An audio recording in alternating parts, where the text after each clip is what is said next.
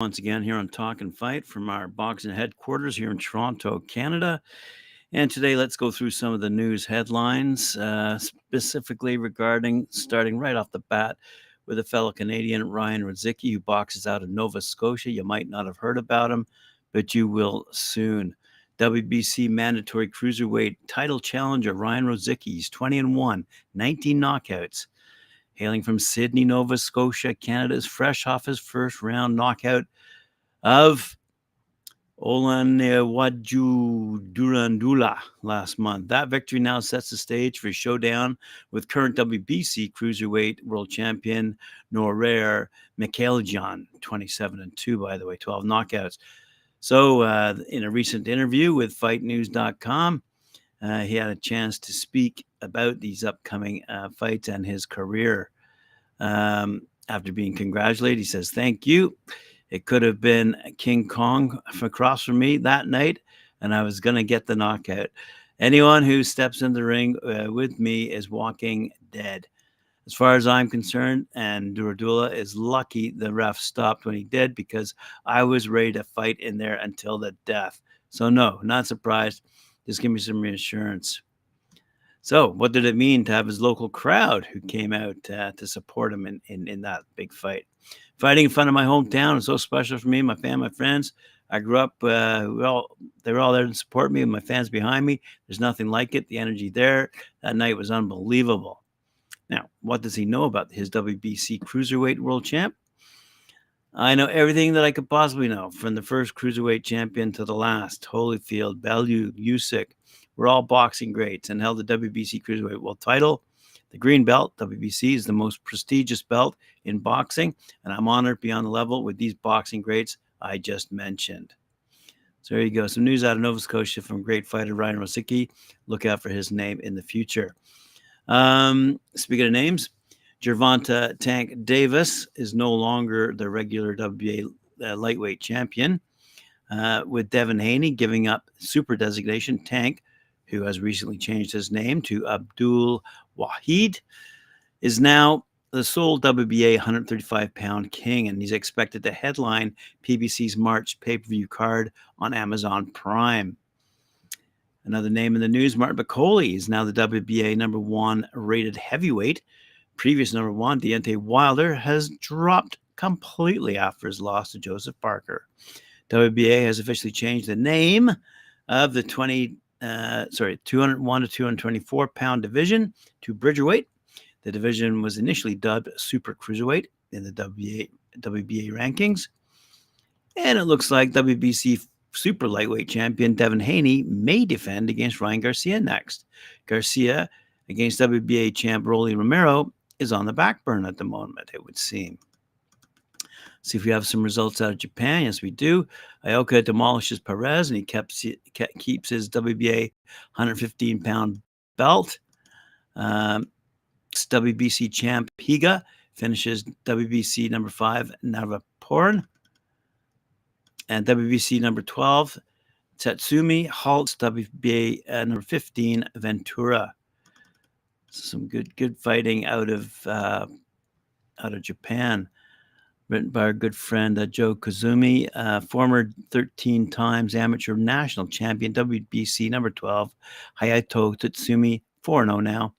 Impressively swarmed over previously unbeaten WBA number 15 feather Luis Ventura, 11-1 now, from the Dominican Republic, and dropping him with a vicious left hook and decking him again to score a fine technical knockout at 2 minutes 14 seconds of the third round in a scheduled 10-rounder taking place in Tokyo on Sunday.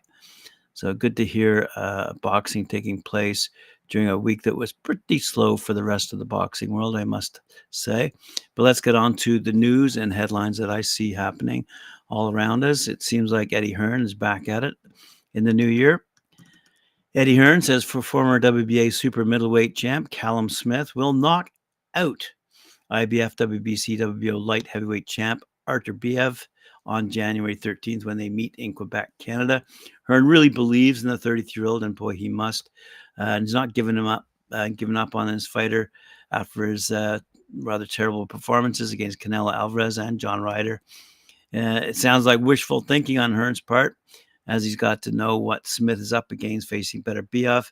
Smith can't afford to lose this fight, as he's been spinning his wheels since losing his WBA 168-pound title in 2020, courtesy of BoxingNews24.com. It'll be interesting to see if Hearn gives up on Smith afterward or keeps him in his matchroom company. He'll still be young enough to grab one of the belts after the soon-to-be 39-year-old Beterbiev retires. A win for the 33-year-old Smith would bring him back, erasing the image fans have burned in their minds about him looking scared, cowering against the ropes, while Canelo Alvarez beat the daylights out of him in their fight back in December 2020. But Hearn is excited about the Beterbiev-Smith fight. Already managing Smith, 29-1, by the way, 21 knockouts, destroying the previously unbeaten 3-belt 175-pound champ Beterbiev, 19-0, 19 knockouts. So he's already imagining that victory. If Smith wins, a fight for the undisputed championship against WBA 175-pound champion Dimitri Bivol would be possible this year. Hearn hasn't said anything about the Saudis being interested in staging a fight between Bivol and Smith for the undisputed championship, but that is a possibility. So anyway, this is what Mr. Hearn said. I can see him knocking out Artur Beterbiev cold in Quebec. Taking place January 13th. Smith is a perfect opponent for Beterbiev to destroy for his 20th consecutive knockout. Beterbiev is at his best when he's facing guys who try to slug with him, and Smith will make his job easier if he tries to trade power shots. Unfortunately for Smith, he doesn't know how to box, so he'll have to try and best and hope that Beterbiev has gotten old since his last fight in January 2023, a year ago. People give him a good chance in that fight, and I do. Hearn continues about Callum. I really believe Callum Smith will beat Beterbiev and become the unified light heavyweight world champion and two-division world champion as well. I can't wait to be there. It's one of those nights where you get a victory over there, and it's one you'll really remember.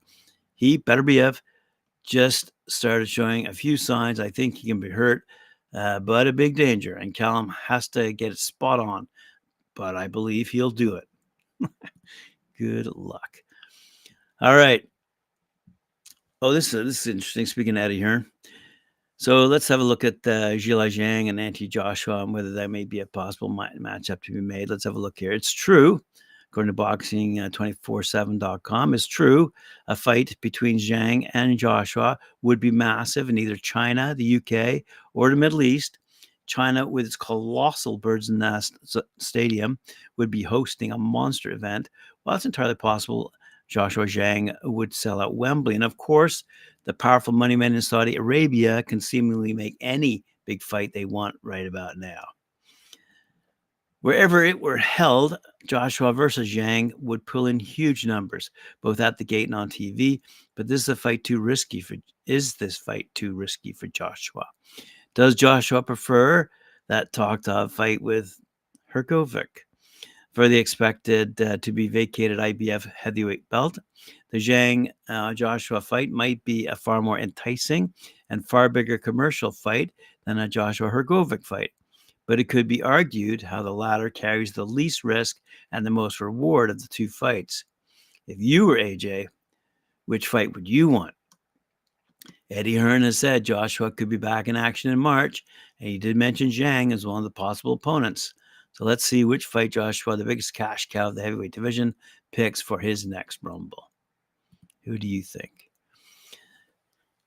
Let's have a quick look at what ESPN deem as the 5 best fighters to watch in 2024, according to Mike Coppinger, great writer. We are often quoting him. Let's have a look here. Boxing's pound for pound best delivered some worthy performances in 2023. Artur Beterbiev, just mentioned, kicked off the campaign by keeping his perfect knockout ratio intact with a thrilling TKO defeat of Anthony Yarde to retain 3 lightweight heavyweight titles, which we just mentioned. 3 months later, a well-placed body shot by Gervonta Davis stopped Ryan Garcia in the biggest commercial fight. And in July, Naona Inoue dominated Stephen Fulton in the 122-pound debut and displayed his generational talent before unifying titles to become undisputed champ in a second division with another impressive knockout win over Marlon Tapalas That was on December 26th. And Devin Haney won every round and even dropped Regis Progress to become 2 division champ on December 9th. The best performance of all, however, he says, belonged to Terence Crawford, who dismantled Errol Spence Jr. in a tour de force victory to cement welterweight supremacy. What about all the fighters that just sit outside of ESPN's pound for pound top 10? There are many boxers with genuine opportunity to inch closer to that recognition in 2024. Here are 5 such boxers which he believes, Mike Coppinger believes, are worth viewing in 2024 and in no particular order. Wow. Here's a guy who scored a great victory over in that redemption show in Saudi Arabia. Zhelei Zhang. He's now 24-0, 19 knockouts, fighting in that aforementioned cruiserweight division.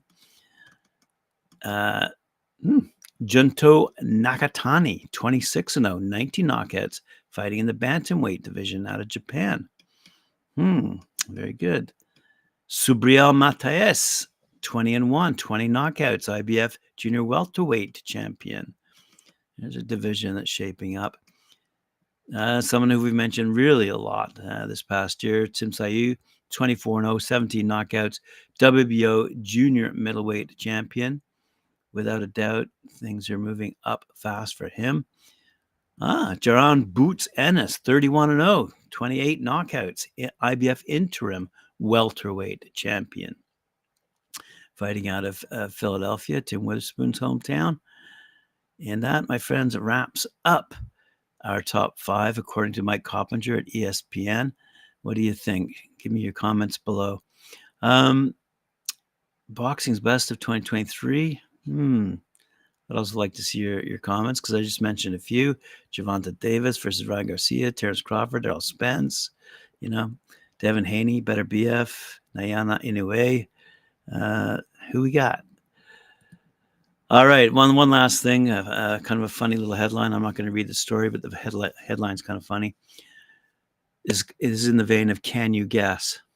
Can you guess the name of the number 1 heavyweight who opens a $125,000 GoFundMe after his Saudi Arabia win? Okay. Yes. Martin Bakole, who overtook Deontay Wilder in the WBA rankings after the Bronze Bomber lost to Joseph Parker, has entered the new year with a plea to his fans. Martin Bakole has opened a GoFundMe page. Christ. Entitled, "Help Me to Achieve My Dream of Becoming World Champ." Bakole seeks $125,000 for the rest of his journey. However, many question the move after Bakole fought in Saudi Arabia on October 28th. The Scottish-based Congan was part of the lucrative Fury versus Ngannou bill topped by 2 superstars at combat. This led fans to predict Bakole may have been hacked. The page reads, "Hi, my name is Martin Bakole.